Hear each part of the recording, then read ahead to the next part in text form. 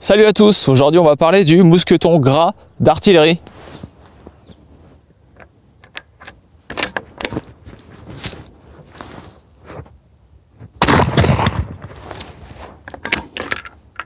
Alors oui, vous aurez remarqué que la baïonnette que j'utilise n'est pas la bonne, puisque c'est une baïonnette gras 1874, alors que pour le mousqueton d'artillerie, il faut le modèle 1866.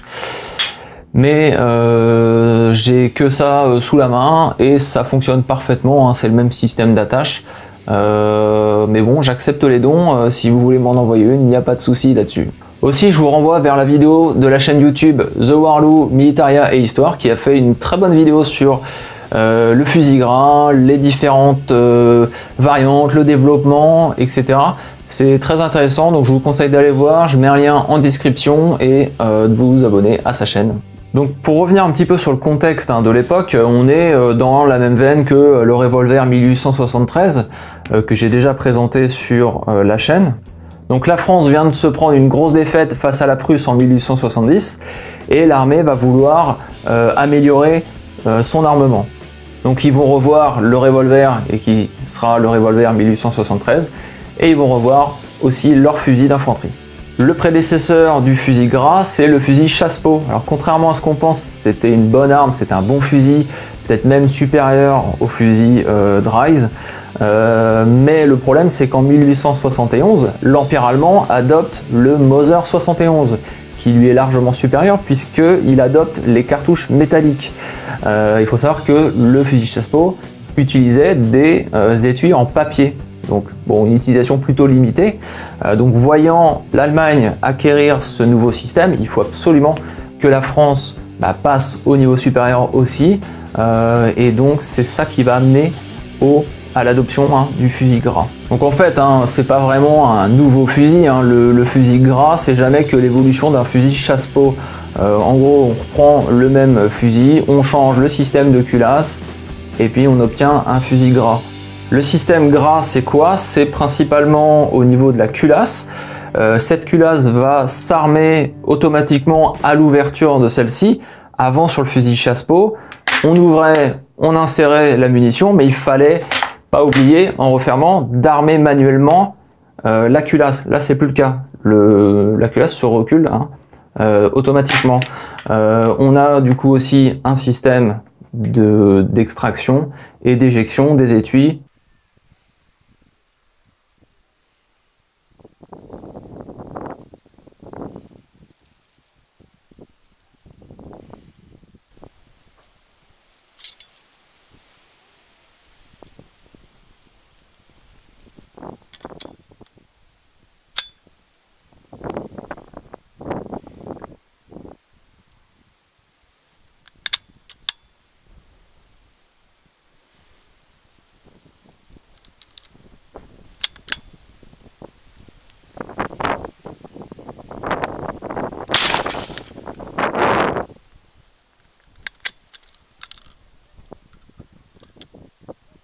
Alors évidemment, l'adoption de ce système par la France en 1874 est très intéressant d'un point de vue économique, puisque des fusils chasse-peau, il y en a énormément, il suffit juste de les récupérer, de changer le système, de repasser les fusils dans les arsenaux, et ça y est, on a une arme neuve.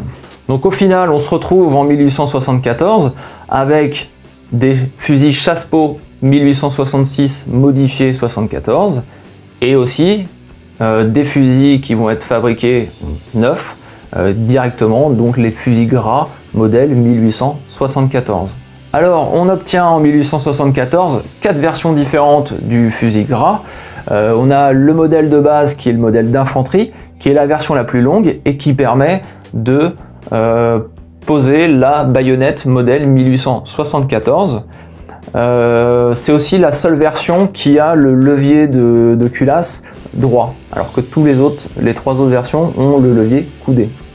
La deuxième variante, c'est la carabine de cavalerie. Elle sera un peu plus courte que le fusil d'infanterie, mais il n'y aura pas la possibilité de mettre de baïonnette, puisque bien évidemment les cavaliers n'ont pas besoin de baïonnette, ils ont leur sabre.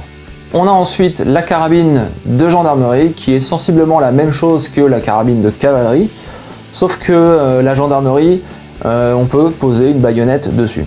Et pour terminer, on a le modèle le plus court, qui est le mousqueton d'artillerie, donc qui permet de mettre une baïonnette. Alors on peut mettre la 74, mais normalement la baïonnette réglementaire au mousqueton d'artillerie, c'est bien la baïonnette 1866. Alors ces différences correspondent évidemment à des besoins spécifiques liés au corps d'armée. L'artillerie, pourquoi ils ont toujours un fusil qui est plus court?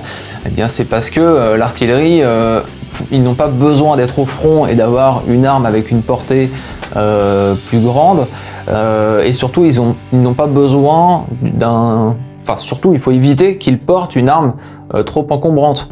Donc un mousqueton c'est très bien, s'il y a des cavaliers ennemis qui arrivent, c'est très bien, on peut se défendre un petit peu, mais le but c'est de pouvoir manipuler des grosses pièces d'artillerie. Donc voilà, une arme courte qui tire le même calibre, c'est toujours le 11 mm gras, et qu'on peut mettre aussi en faisceau grâce au tenon sur les baïonnettes qui permettent donc de poser les armes à côté tout en manipulant les pièces d'artillerie. Alors le mousqueton que je vous présente est un véritable mousqueton gras fabriqué en 1877 à Châtellerault. De plus, il dispose de la modification effectuée à partir de 1880, très facilement reconnaissable avec le marquage M80 et le fraisage du boîtier pour permettre d'évacuer les gaz lors de rupture d'étui. Quasiment tous les fusils gras sont repassés dans les arsenaux pour cette modification en 1880. C'est très rare aujourd'hui de trouver un modèle qui n'a pas été modifié.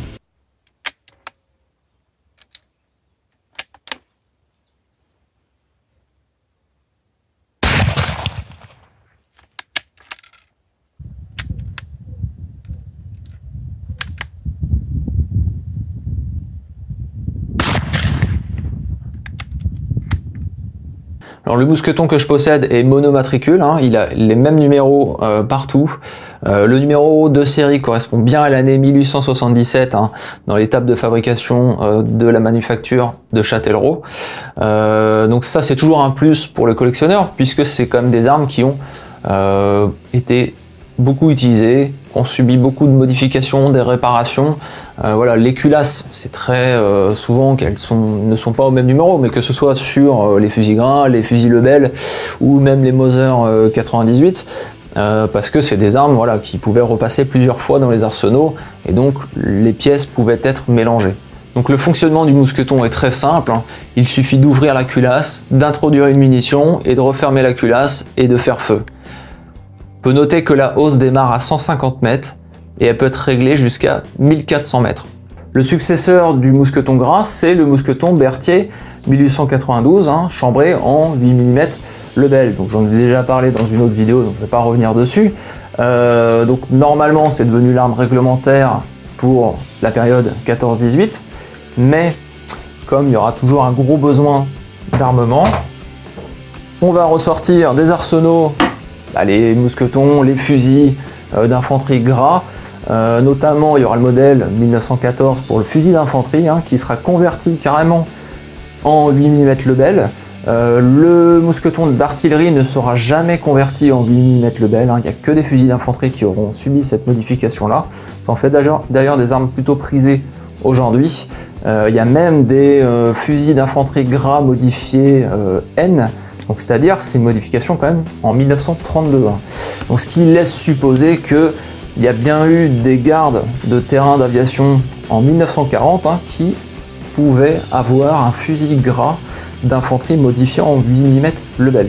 Donc voilà, une utilisation quand même assez importante si on considère que on part d'un fusil chasse-peau de 1866, on arrive jusqu'en 1940 tout de même, avec diverses modifications, donc une durée de vie quand même assez exceptionnelle.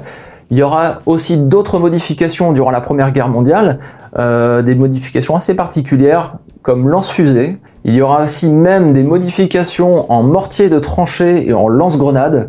Alors ça paraît complètement fou vu le poids du projectile à propulser, mais ça montre bien que l'arme est quand même très résistante et arrive à encaisser un départ aussi fort. Aujourd'hui on trouve beaucoup de fusils gras qui ont été modifiés pour la chasse dans les calibres 16, calibre 20, mais c'est pas des armes qui ont une grande valeur. Voilà, la vidéo touche à sa fin. Je vous remercie d'avoir suivi jusque-là. N'hésitez pas à liker, à poser vos questions dans les commentaires. Il n'y a pas de problème. Je vous laisse avec un petit tir et je vous dis à la prochaine. Ciao!